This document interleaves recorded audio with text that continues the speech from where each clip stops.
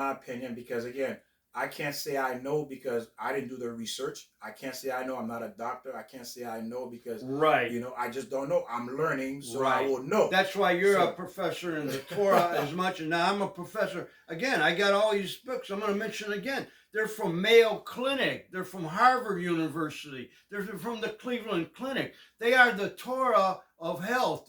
They are the ones. So I have done all this research. No, I am not a doctor, but I have read all, well, just maybe a little bit. But what I'm expressing to you, like you say, Victor, I'm only telling you what I know and what I've been taught. Just like the Torah, whatever we read, it's made by man. Man has created the Torah. Sure, it was passed down from God. God gave it to Moses. Moses gave it to, who was it? Aaron, his brother. And then his brother gave it to the prophets, and the prophets gave it to the people. It came down. So that's what we're reading. Everything, all of our knowledge. But then God has given us a brain to do our own thinking. We can come up with our own. As long as you pray and ask God for the right message, you're going to find it.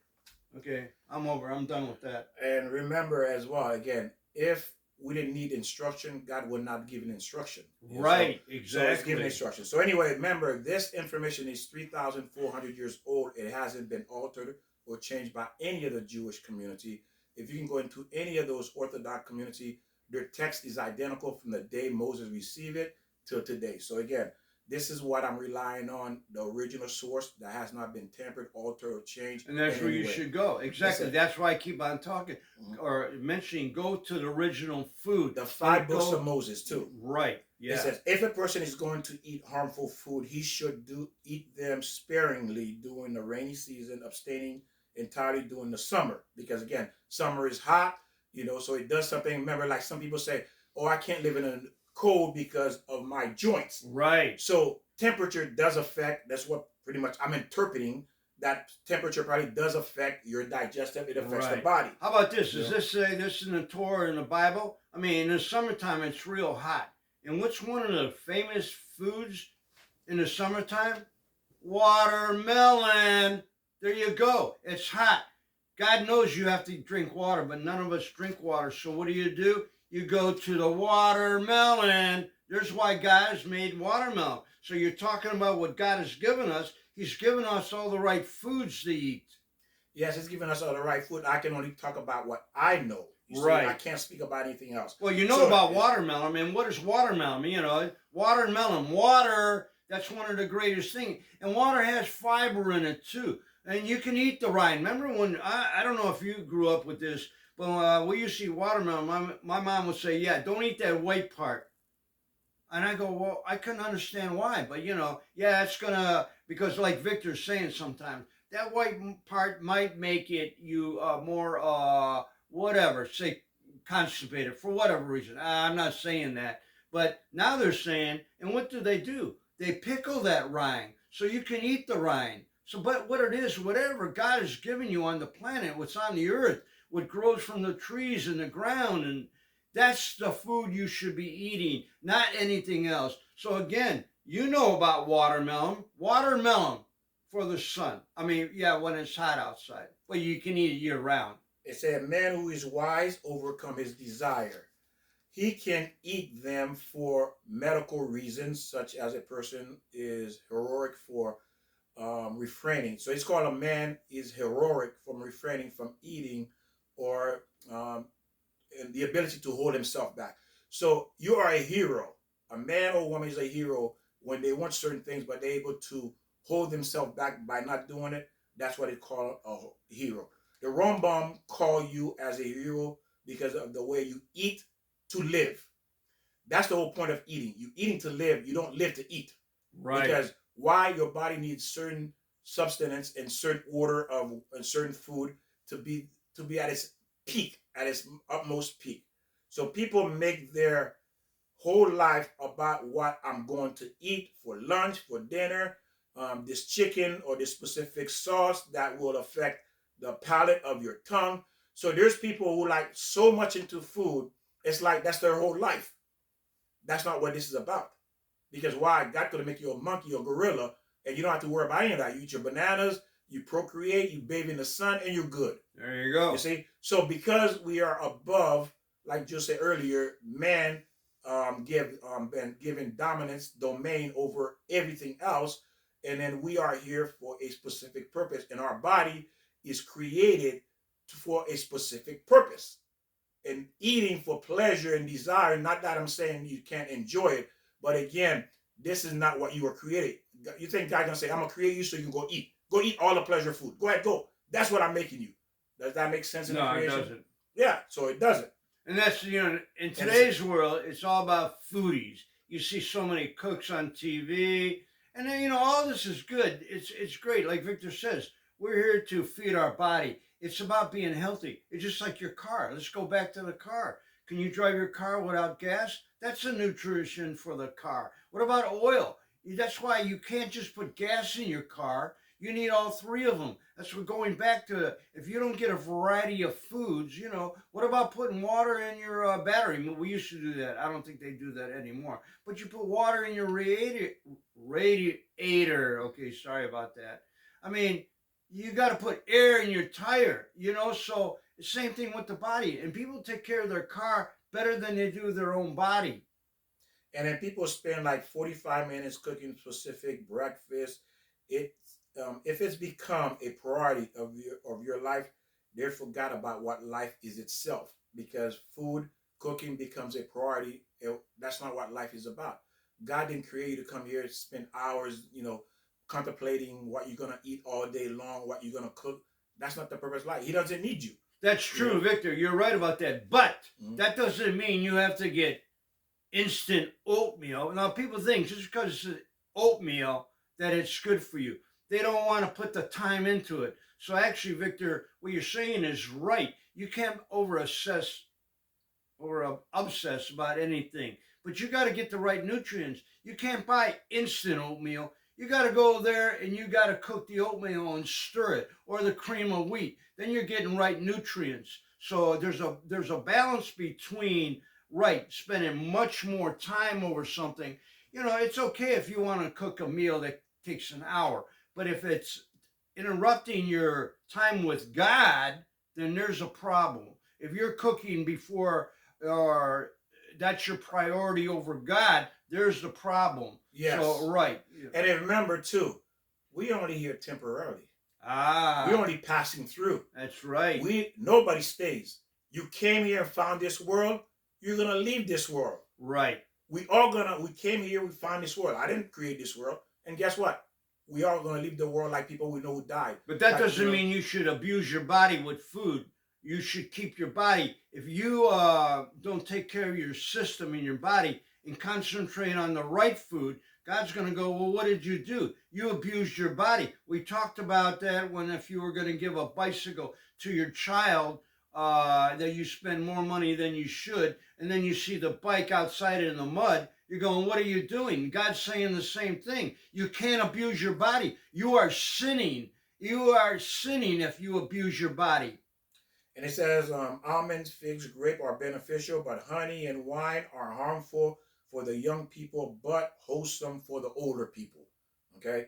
The goal is for the person to have loose bowel movement for his entire life. And that's true about Victor is saying. Now, we hear about honey being very, very beneficial for you, and it can be. Honey has great properties in it that can be very helpful for you, but you got to watch the sugar. Honey does have a lot of sugar in it. And same thing with wine. They're talking about, wine is so good for you.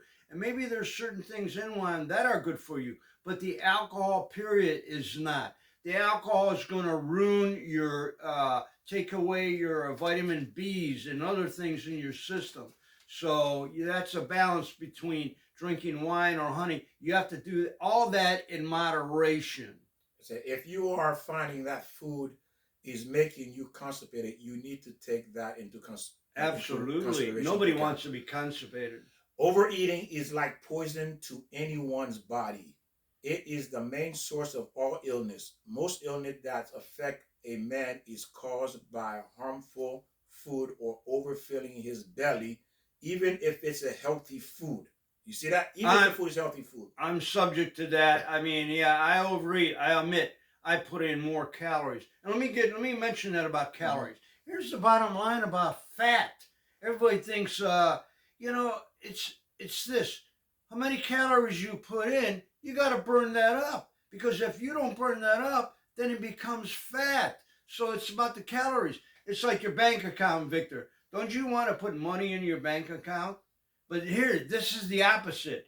You want your bank account to get fat so you don't pull anything out. So you put money into it, calories in it, you don't pull out, then you get fat. So that's what the bottom line is. So if, like me, I do eat more, but I'm pretty busy, and so I burn that up. I know I'm still fat. Okay, I got to practice what I preach. I'm being a hypocrite here. But here, it's like the saying, don't do what I say. No, don't do what I do what I say. I mean, we all say that to our kids. Don't be smoking. You're too young to smoke, but you're smoking. So again, you have to know what the right thing is to do. And again, bottom line, everybody goes, oh, I'm going on a diet. Diet is not the trick, because how long do you go on a diet? You go on a diet like 2 weeks, and then I'm going to sneak this. You got to burn it up. That's the bottom line. Burn it up. Eat what you want. Like I said in the beginning, naturally, you got to eat the healthy foods. And if you're going to eat more calories, then just go out and walk. Why people can't walk? What's it? Oh, it's too rainy outside. It's too hot. Always excuse. Well, you can't exercise in the house? Burn it up. You want to get healthy? You want to lose that fat? Burn it up. You're too lazy. Burn it up. And it's implied by King Solomon, Proverb, chapter 21, verse 23. Whoever guard his mouth and tongue, guard his soul from distress, guard his mouth eating harmful food and eating his field, and tongue from speaking about other things than his needs. He is not talking about evil speech, simply talking about eating.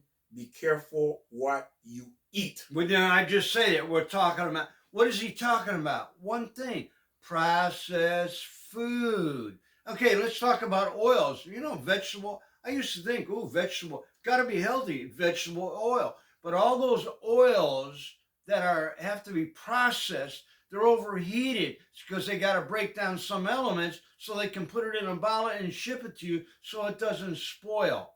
That's what it's all about. What's right there? What did you just say? The wrong foods. What is the wrong food? Again, apple, donut.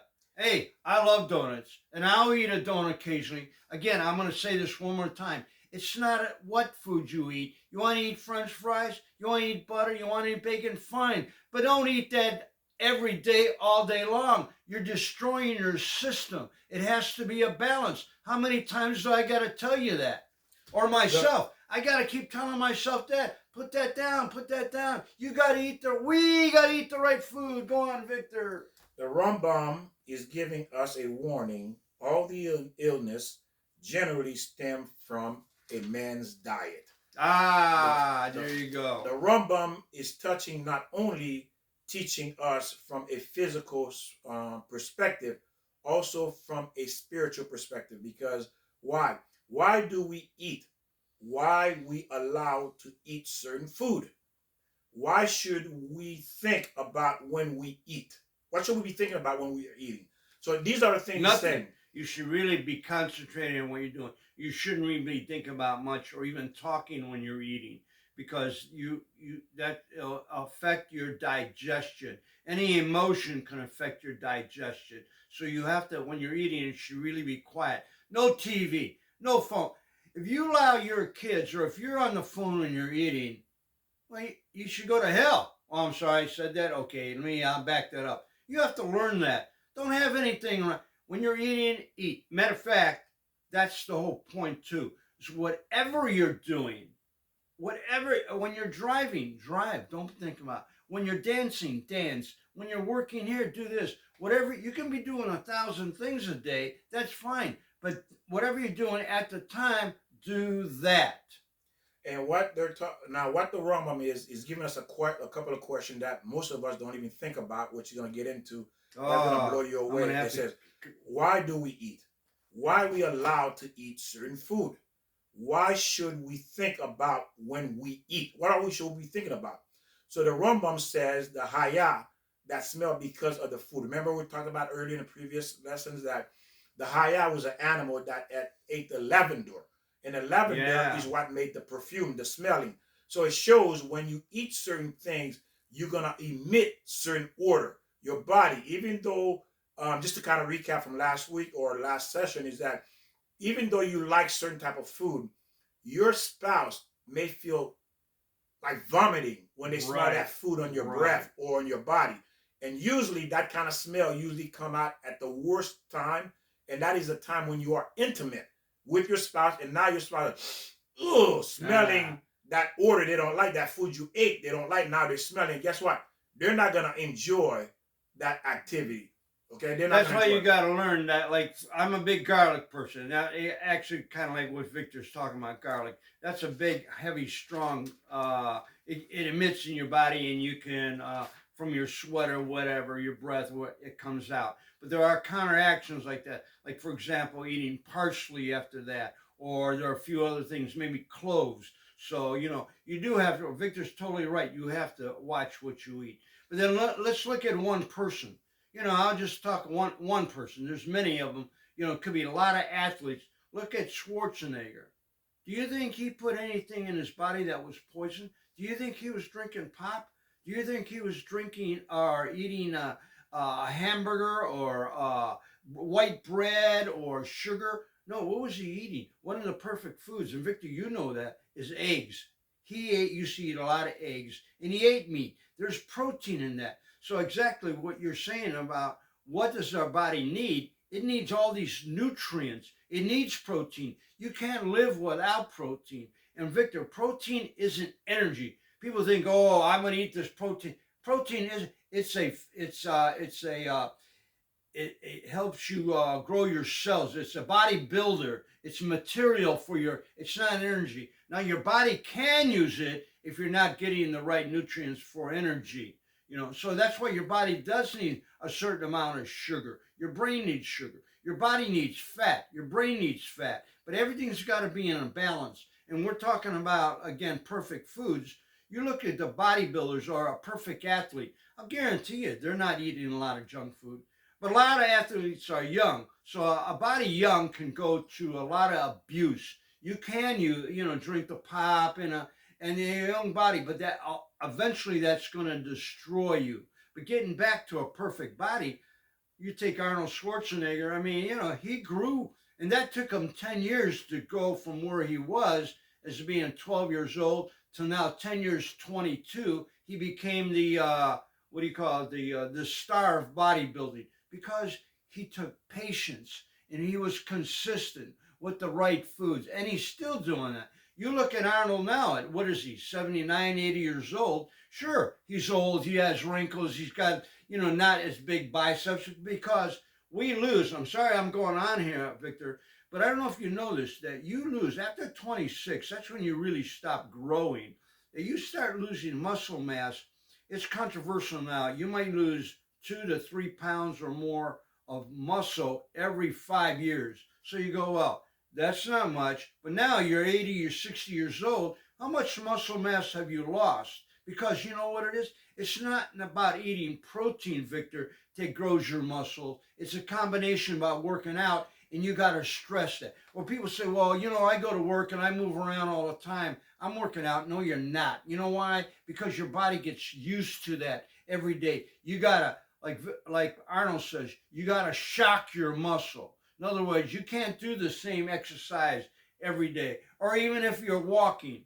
Let me go on here, Victor. If you're walking at the same pace every day, your body's going to go, hey, I don't have to lose weight. He's doing the same thing. I'm accustomed to this. You got to challenge your body every 6 weeks. If you're lifting weights, if you're lifting 5 pounds, go to 7 pounds, not 10. Go to 7 pounds. You got to up that very slowly. So when you're walking, don't stroll. Strolling is going to do nothing about, it's better than nothing, but you got to up that. If you're going to walk for 1 hour, then walk faster or more. You got to challenge your body. That's why people will say when they're on a diet, they'll go, hey, at first they'll say, oh, I lost 10 pounds in a month. First of all, that's no good. You didn't lose fat. You lose muscle and bone. Well, I have to go on here. So what you have to do is feed your body for it to grow so you can eat the right things and exercise. That's the bottom line. Don't go on any diet that this guy says, whatever it is. Don't follow that. Eat what you want as long as it's healthy, and check with your doctor. Again, if you're sick with diabetes or whatever, you have to check with your doctor. But if you're a healthy person, eat what you want as long as it's healthy food. Eat an orange, eat an apple, eat a fruit, eat broccoli. And you don't have to eat broccoli if you don't like it, but get your nutrients, whatever, one way or another. You got to get everything in a balance from A to Z. Where do you get zinc? That's why sometimes you got to take a supplement. All right, so now God, again, so Joe's giving you a breakdown of what you need for the body, what the body requires. There's no way around it. It's something that, God created in the creation for our benefit. Everything that's in the creation is for our benefit, but we just have to know how to utilize it. It is a tool. Everything is a tool to utilize it to become a better person, to become a better you, a better version. That's what this whole creation is about. Everything is a tool for you to take care of your body. And that's what we're talking about, body, so you can serve your God. And really, when people say serving God, you're really serving yourself. Because why? Everything you do for God is actually for you. So again, it's really benefiting you. God doesn't need anything from you. He just wants you to do what is best for you. And even the gifts that you have, if you have gifts, whatever, let's say you're a writer, what's your tools? A pen, a pencil, a typewriter. Well, they don't use typewriter. Whatever it is to write. If you're doing a computer, whatever those are tools. You can't do any of that without all your tools. But God's given you a gift of us, many gifts that He's given. I can't go hang drywall without a hammer and nails and a scaffold. We all need the tools, whatever that tool is. So God command us, let's continue with the animals. Why are we eating animals? Why are we eating vegetables? What's the purpose behind all of this? So that's what we're going to be getting into. God command us to slaughter the animals, to eat them. Why did He do this? God does good to all His creation, because we say God is good to all His creation, and His mercy is on all His creation. Psalm 145, the Lord is good, and His mercy is over all His works. God is saying the slaughter of an animal is beneficial to those animals. Now the question is, how is that good to an animal? Okay, so how is it killing an animal is good for the animal? And this is what we're going to be getting into. Why He ordered us. It says, why killing an animal is good for them. And so, well, wait a minute. Hey, this animal has a husband, has a wife, has children. It wants to go on vacation. It goes to work from 9 to 5. It has bills to pay. Hey, it wants to have barbecue. Why would I want to kill this animal? He wants to live too. But we're going to get into that. It says, compassion is and mercy is on them. When you kill them, you're showing compassion and mercy. How is it killing an animal is showing compassion? Well, that's how it started about killing animals. Didn't God say to Moses, or what about the sacrifices they used to do when they used to kill the lamb? There was a sacrifice to give up the blood. I'm not sure about all of that, but there were sacrifices then.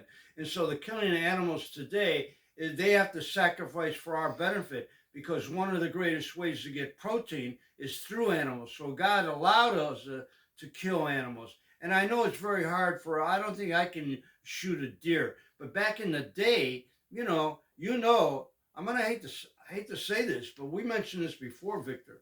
I mean, you wouldn't eat a rat, but I'll guarantee you, if you're out there starving, you have nothing to eat that meat. Meat is meat, whatever it is. I mean, okay, we won't get any more about rats, but God has given us this protein. And then it's not just protein. In meat, there's many, many vitamins and minerals. Zinc is one of the great ways to get, meat is a great way to get zinc in your body. But there's a lot of other things that meat does have. So meat is a very important product to eat. Now, if you're a vegetarian, that's fine too, because you can get protein through other things. Nuts, seeds, beans are one of the greatest things. And a few other foods. Even like a banana might have 1 gram of protein. So there's a lot of foods that you need to eat that has protein, and protein is very, very healthy for you. And I know it's controversial about how much meat we should eat and how we should cook it. Again, if you're barbecuing any kind of meat, it's that carcinogenic. Carcinogenic? How do you say that word? Well, whatever. So remember. Wait, now, let me finish that. Sorry, Victor. Go Here, ahead. you know, this is my forte. No, I know. I see. Yeah, I So see. allow me to No, go ahead. No, go ahead. blab around here. Yeah. Okay, when you barbecue, you burn the meat, and there's where it becomes Carcinogenic. Yeah, very carcinogenic, good yeah. there. Sorry about that. I'm Italian, so it's hard for me to give out words. No, well, whatever. So we have to, like Victor says, how you prepare our food is very important. So, you know, well, I'll stop there. But protein, and God allows us to eat meat and to kill animals for our benefit. Now, that's the surface level information pretty much the entire world know except the Jews. You know, they know more deeper, and this is what I was sharing with you. What the reason is, it looks from just protein, but it's not just protein alone. Is why we allow eating animals. Okay, it's again from a perspective because we're not learned or taught this. That's part of it, but that's not the reason behind the Absolutely, whole thing. right. Okay? So the slaughtering of an animal. Now think about what I'm saying. God said, well, the Torah said, not me. The slaughtering of an animal is good not only for you, also for the animal. How is it good for the animal for me to? It's like I'm saying, me killing you is good for you. Uh-huh. So where is this coming from? How is it good for me to kill the animal? It's good for the animal. You see, that's the thinking of the Jewish. How can killing an animal is good for them? So we'll stop there. Well, part of that, okay, we will stop there. Part of that is about balance. There can't be too many animals and, like, you know, whatever, rats, deers. That's why, in a way, they allow people to kill deers. They give them a license to kill certain animals because, you know, overpopulate a certain area. And like wolves, you know, wolves and certain birds can destroy farms because they can, you know, kill the animals. Well, like Victor says, we're going to stop there. Yeah, but just to piggyback on what he's saying, but that's what we're thinking, but that's not the reason why God allowing us to kill the animals. That's not the reason. But we'll get into that. Right, okay, You good. know, but again, that was said. That's what I would assume as well, and everybody else in the world. It would make sense. Logically, it makes sense to us, but we're not God.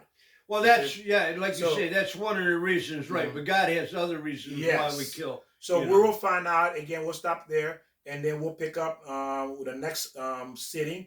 And then I want to say thank you for sharing. Thank you for learning with us. Share this video. I mean, it's a ton of information.